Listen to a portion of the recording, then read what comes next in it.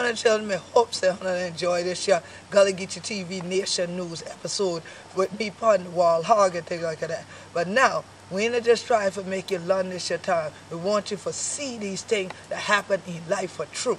So I want to remind you, do not forget to come out to the first annual Gullah Geechee Seafood Festival. Check out the website www.gullahgeecheefishingassociation.com for all the details on how to join us on historic St. Helena Island. And let's tune back in. Pun the waterway, pun the wall hog.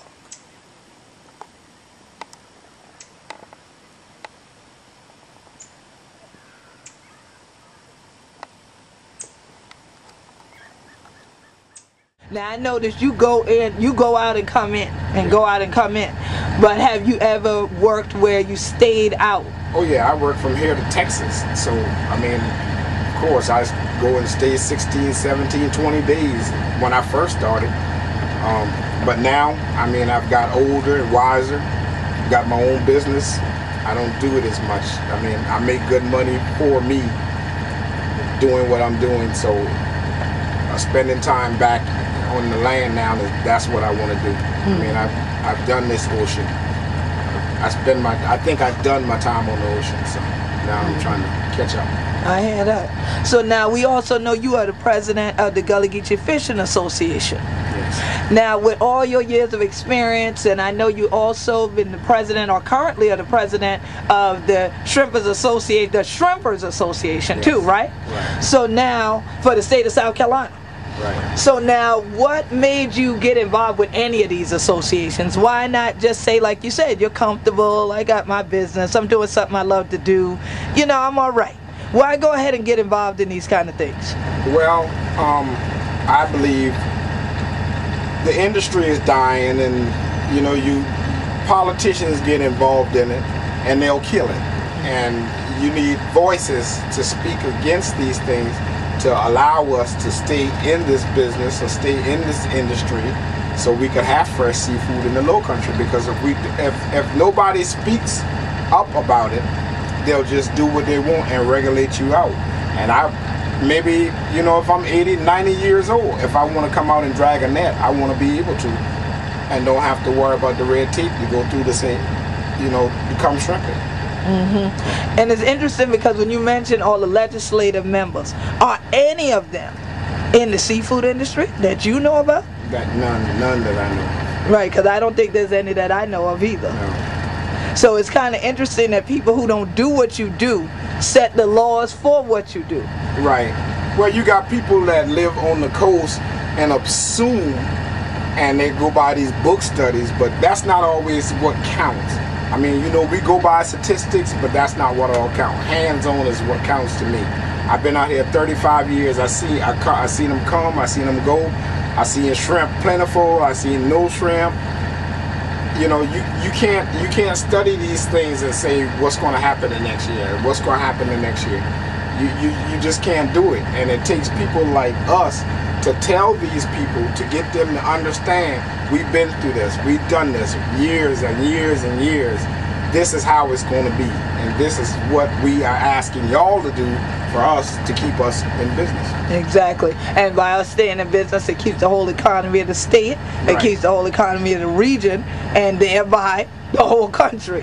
Overall. Exactly. And definitely nowadays with all the different environmental issues going on in a lot of regions, this is a blessing to still have pristine waters where you can get the kind of catch that even you're getting on. I guess this is kind of a slow day for you during this time. This is a real slow day for me right now.